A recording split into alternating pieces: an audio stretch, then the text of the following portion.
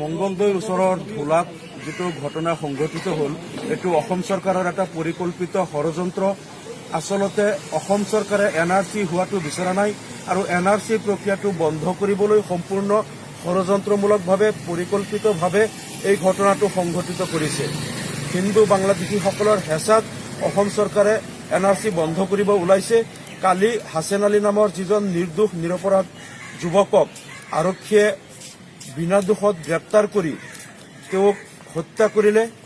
তাৰ প্ৰতিক্ৰিয়াত আজি যিটো তাত প্ৰতিবাদী সমদল উলিয়াইছে, ৰাইজে স্বতঃস্ফূৰ্তভাৱে সেই প্ৰতিবাদী সমদলকাৰীৰ ওপৰত গুলীচালনা কৰি তাতো প্ৰতিবাদকাৰীক হত্যা কৰিছে অসম চৰকাৰৰ আৰক্ষীয়ে। আৰু এই কথাটো জল স্পষ্ট যে হাছেন আলী নামৰ যিজন যুৱক তেওঁ বাংগালোৰৰ এটা ব্যক্তিগত কোম্পানীত কাম কৰে, এজন নিৰ্দোষ নিৰপৰাধ লোক। তেওঁক আৰক্ষীয়ে আটক কৰি তেওঁৰ অবৈধ মাৰণাস্ত্ৰ উলিয়াই দিয়াৰ ভাবুকি দি তেওঁক যি ধৰে, তেওঁক শাৰীৰিক আৰু মানসিকভাৱে কালি তেওঁৰ ঘৰৰ ভিতৰত নিৰ্যাতন চলাইছিল, অত্যাচাৰ কৰিছিল। তাৰ ফলত এইজন লোকৰ মৃত্যু হৈছে। এইটো চূড়ান্ত মানৱাধিকাৰ উলংঘা কৰা হৈছে। অসম চৰকাৰে মানৱাধিকাৰ খৰ্ব কৰিছে আৰু আমি ভাবো অসম চৰকাৰেই এতিয়া শান্তিৰ অসমত এটা অশান্তি সৃষ্টি কৰি NRC বন্ধ কৰাৰ কাৰণে অসম আৰক্ষীৰ দ্বাৰা এই ষড়যন্ত্ৰ তেওঁলোকে কৰোৱাইছে। কাৰণ তেওঁলোকে জানে, পুলিচে জানে যে হাছেন আলী নামৰ এই নিৰ্দোষ লোকজনক তেওঁলোকে বিনা দোষত গ্ৰেপ্তাৰ কৰি অবৈধ অস্ত্ৰ ৰখা বুলি, তাত অবৈধ অস্ত্ৰ পোৱা নাই, তেওঁৰ ঘৰতো পোৱা নাই।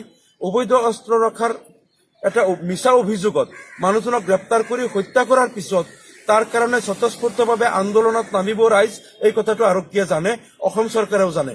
আৰু আন্দোলন যেতিয়া কৰিব তেতিয়া আন্দোলনকাৰীৰ ওপৰত পুনৰ গুলীচালনা কৰি তেওঁলোকে আৰু লোকক হত্যা কৰিব। এইটো আগতীয়াকৈ পৰিকল্পনা কৰি অসম চৰকাৰৰ আৰক্ষীয়ে কালি এইটো কৰিছিল, যাতে ফিৰিংগতিৰ পৰা খাণ্ডৱ দাহ পৰ্যায়ত গোটেই অসমত এটা সংঘাতময় পৰিৱেশৰ সৃষ্টি হয় আৰু অসমত যাতে ৰক্তাক্ত পৰিৱেশ সৃষ্টি হয় আৰু তাৰ বাহানা লৈ যাতে NRCটো বন্ধ ৰাখিব পৰা যায়।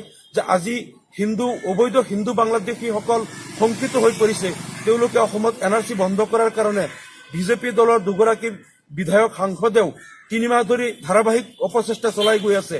তাৰ পিছত একাংশ হিন্দু বাংলাদেশী সংগঠনে পশ্চিমবংগত গৈ প্ৰেছমিট কৰিছে, মমতা বেনাৰ্জীক সাক্ষাৎ কৰিছে। মমতা বেনাৰ্জীক ব্যৱহাৰ কৰি তেওঁলোকে অসমত এটা উত্তপ্ত পৰিৱেশ সৃষ্টি কৰি NRC বন্ধ কৰিব বিচাৰিছে। তাৰ পিছতো যেতিয়া বিফল হ'ল, NRCৰ দ্বিতীয় পৰ্যায়ৰ কাম আগুৱাই গৈ আছে।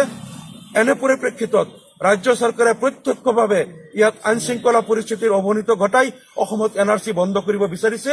আমি ধিক্কাৰ জনাইছো ৰাজ্য চৰকাৰক আৰু অতি সোনকালে দোষী আৰক্ষী বিষয়াক গ্ৰেপ্তাৰ কৰাৰ লগতে যিজন লোকক হত্যা কৰা হ'ল তেওঁৰ নিকটাত্মীয়ক, তেওঁৰ পৰিয়ালক 10 লাখ টকা ক্ষতিপূৰণ দিব লাগে। আৰু এই যিজন আৰক্ষী বিষয়া কালি অন্যায়ভাৱে হাছেন আলীক হত্যা কৰিলে আৰু আজিও গুলীচালনা কৰিলে, সেই আৰক্ষী বিষয়াক গ্ৰেপ্তাৰ কৰি তেওঁক চাকৰিৰ পৰা বৰ্খাস্ত কৰি তেওঁক মৃত্যুদণ্ডেৰে দণ্ডিত কৰিবলৈ আমি চৰকাৰৰ ওচৰত দাবী জনাইছো।